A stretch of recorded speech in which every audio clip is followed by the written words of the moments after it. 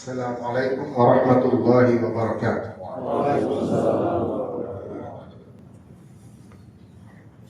Innal hamdalillah nahmaduhu wa nasta'inuhu wa nastaghfiruh wa na'udzu billahi min shururi anfusina wa min sayyiati a'malina. Man yahdihillahu fala mudilla lahu wa man yudlilhu fala hadiya lahu. Asyhadu an la ilaha illallah wahdahu la syarika lahu. Asyhadu anna Muhammadan abduhu wa rasuluhu la nabiyya ba'dah. Allahumma salli wa sallim wa barik ala sayyidina wa maulana Muhammadin wa ala alihi wa sahbihi ajma'in wa ba'du. Fa ya ayyuhal hudur usi nafsi wa iyyakum bi taqwallahi faqad fazal muttaqun. Qala Allah ta'ala fi kitabihil aziz wa huwa asdaqul qailin. A'udzu billahi minasyaitonir rajim. Ya ayyuhalladzina amanu taqullaha haqqa tuqatih wa la tamutunna illa wa antum muslimun. Shadaqallahul azim wa shadaqa rasuluhul karim. Sidang Jumat yang dirahmati oleh Allah Subhanahu wa taala, hal yang pertama yang harus kita lakukan adalah bersyukur kepada Allah Subhanahu wa taala. Karena dengan taufik dan hidayahnya kita diberikan kesempatan untuk menunaikan sholat Jumat. Kita mohon kepada Allah Subhanahu wa taala, mudah-mudahan taufik dan hidayah selalu dilanggengkan sampai kita wafat dalam keadaan muslim. Sidang Jumat rahimakumullah, tidak terasa waktu berjalan dengan sangat cepat. Dan yang harus kita tanamkan lagi adalah bahwasannya waktu merupakan suatu alam untuk kita berinvestasi yang menentukan kita di akhirat nanti akankah ke surga atau ke neraka. Karena saking pentingnya, maka Allah Subhanahu wa taala berfirman di dalam surat Al-Asr dengan menggunakan gaya bahasa sumpah yang bunyinya wal asr. Di dalam ilmu tafsir disebutkan kalau Allah Subhanahu wa taala tidak pernah bersumpah kecuali atas sesuatu yang agung. Maka ketika Allah bersumpah demi masa wal asr, maka Allah ingin mengabarkan bahwasannya masa waktu merupakan hal yang sangat berharga buat kita. Kenapa berharga? Karena waktu merupakan investasi buat kita dan penentu kita di akhirat nanti akankah ke surga ataupun ke neraka. Karena waktu ini berjalan dengan sangat cepat dan sudah menjadi tabiat manusia yang selalu lalai. Dinamakan manusia asal katanya dari kata nisyan, artinya lupa dan lalai. Maka tabiat manusia itu lalai terhadap apa yang harusnya dia diinvestasikan pada waktu yang diberikan. Maka di sini oleh Allah Subhanahu wa taala dengan kasih sayangnya manusia diberikan beberapa waktu yang waktu tersebut menjadi lebih mulia daripada yang lainnya. Untuk apa? Agar manusia bisa membayar waktu yang telah lewat yang harusnya dia gunakan untuk berinvestasi kelak di akhirat. Salah satu waktu yang Allah agungkan adalah bulan-bulan haram. Di antaranya adalah bulan Rajab dan sekarang akan habis. Setelah bulan haram yang Allah paling agungkan adalah bulan Ramadan. Jadi sebetulnya Ramadanlah yang paling mulia. Cuma karena Allah Subhanahu wa taala tahu bahwasannya orang yang masuk bulan Ramadan itu butuh persiapan, maka sebelum Ramadan Allah jadikan satu bulan yang mulia, yaitu bulan Rajab atau bulan haram. Di mana pada bulan haram tersebut adalah menjadi pintu masuk bagi manusia untuk berinvestasi, memetik hasil di bulan Ramadan. Jadi sidang Jumat rahimakumullah, kalau diibaratkan bulan Rajab ini kita menanam, kemudian di bulan Sya'ban kita menyiram, dan di bulan Ramadan kita memetik. Jadi bulan Ramadan adalah waktu yang agung, yang Allah lipat gandakan pahalanya menjadi tebusan bagi kita, bayaran bagi kita daripada waktu-waktu yang telah lewat. Maka sudah hendaknya kita untuk memaksimalkan bulan Ramadan. Tetapi lagi-lagi untuk memaksimalkannya sesuai hukum alam, kita ini ibaratnya mau masuk bulan Ramadan digembleng di Ramadan. Kemudian hasilnya setelah Ramadan sudah menjadi hukum alam. Orang yang mau masuk ujian, orang yang mau berproses, dia butuh persiapan. Siapa yang persiapannya bagus, maka ketika dia berproses, prosesnya pun bagus dan hasilnya pun bagus. Makanya di sini Allah Subhanahu wa taala berfirman di dalam surat Nuh yang bunyinya a'udzubillahi minasyaitonir rajim. Faqultu astaghfiru rabbakum innahu kana ghaffara. Beristighfarlah kalian kepada Allah Tuhan kalian. Yursilis samaa alaikum midrara. Niscaya Allah akan melimpahkan kepada kalian rezeki dari langit. Jadi kalau kita renungkan, sebelum kita mendapatkan limpahan rezeki yang berkah dan membawa kebaikan, Allah Subhanahu wa taala perintahin kita istighfar dulu. Kenapa?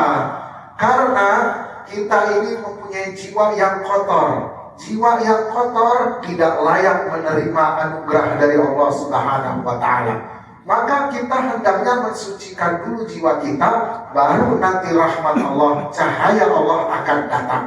Begitu juga kasusnya pada bulan Ramadan, di mana rahmat Allah dengan bergelimpangan, berlimpah akan diturunkan kepada manusia. Cuman yang jadi pertanyaan, jiwa kita siap atau tidak? Poinnya di sini adalah bahwasanya persiapan untuk menerima rahmat Allah, anugerah Allah lebih utama daripada kita mencari rahmat Allah itu sendiri.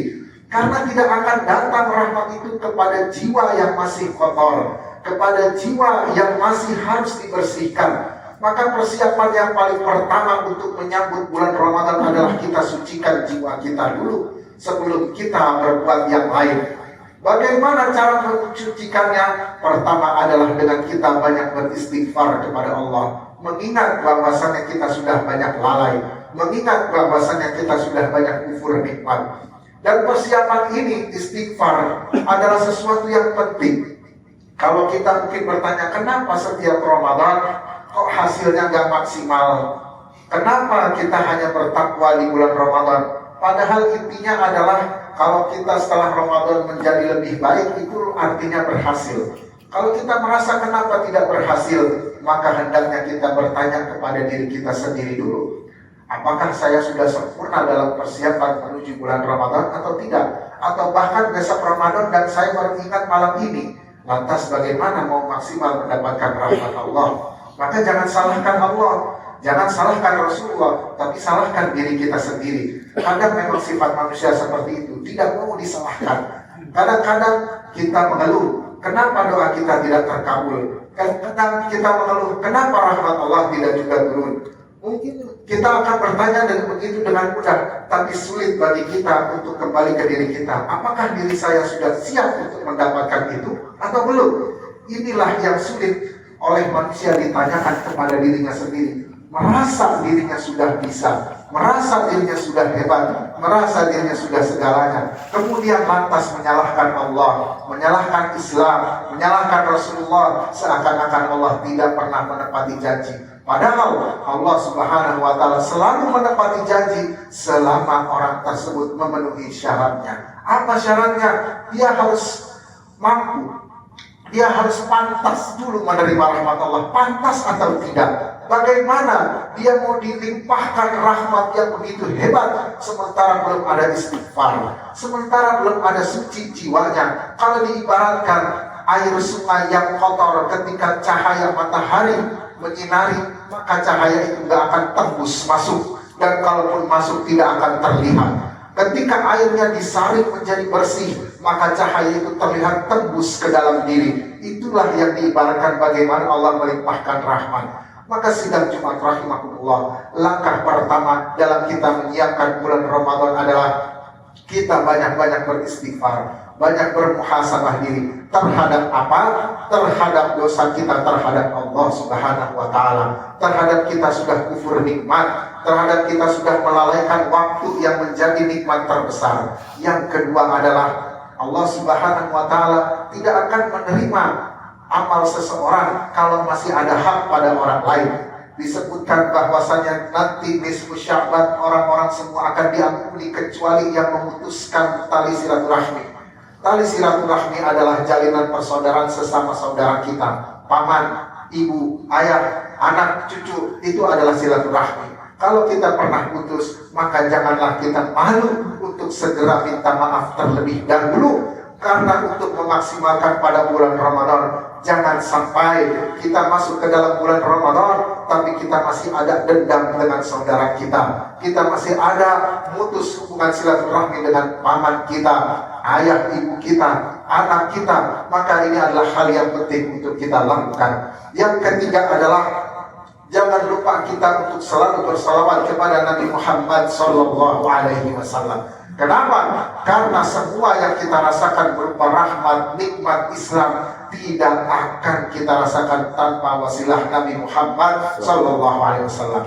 Maka sudah seyogianya kita bersalawat bukan hanya pada hari Jumat, namun dalam setiap hembusan nafas kita. Terus kita bersalawat, maka di situ rahmat Allah akan turun. Bagaimana tidak? Dulu Abu Jahal, Abu Lahab yang hidup di zaman Nabi memusuhi Nabi Muhammad. Kenapa tidak diazab? Karena di sana ada Rasulullah. Allah sampai berfirman, "Wa ma kana Allahu mu'adzibahum wa anta fihim."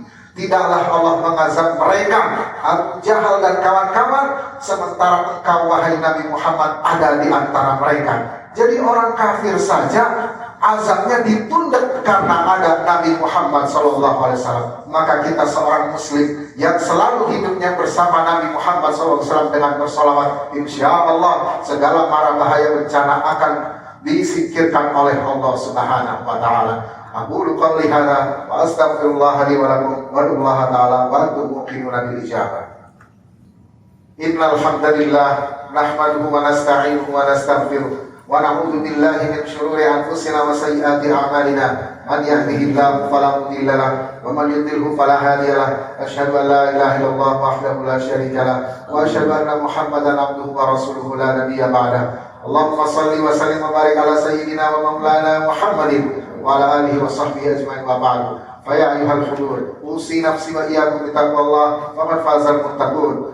Qala Allah ta'ala fi kitabihil aziz, a'udzu billahi minasy syaithanir rajim. Wal 'asr innal insana lafi khusrin illa alladziina aamanu wa 'amilus shalihati wa tawassaw bil haqqi wa tawassaw bis sabr. Shadaqallahul 'azim. Allahumma ighfir lil muslimina wal muslimat wal mu'minina wal mu'minat al ahya'i minhum wal amwat innaka samii'un qariibun mujibud da'wati ya rabbal alamin. Allahumma ihfaz biladana, Allahumma ihfaz Indonesia min kulli syarrin wa su'in wa makruhin ya rabbal alamin. Allahumma ansuril Islam wal muslimin wa adhil asyirka wal musyrikin wal kafarata wal munafiqin. Allahumma sabbir ahlana fi Turkiya wa fi Suriya wa fi kulli makanin ya rabbal alamin. Allahumma arhamhum wa afihim wa afu anhum ya rabbal alamin. Allahumma ansuril muslimina fi Palestin wa ansuril muslimina fi kulli makanin ya rabbal alamin. Ibadallah, inna Allah ya'muru bil 'adli wal ihsan wa ita'i dzil qurba wa yanha 'anil fahsya'i wal munkari wal baghi ya'idukum la'allakum tadhakkarun wa la dzikrullahi akbar. Aqimus shalah.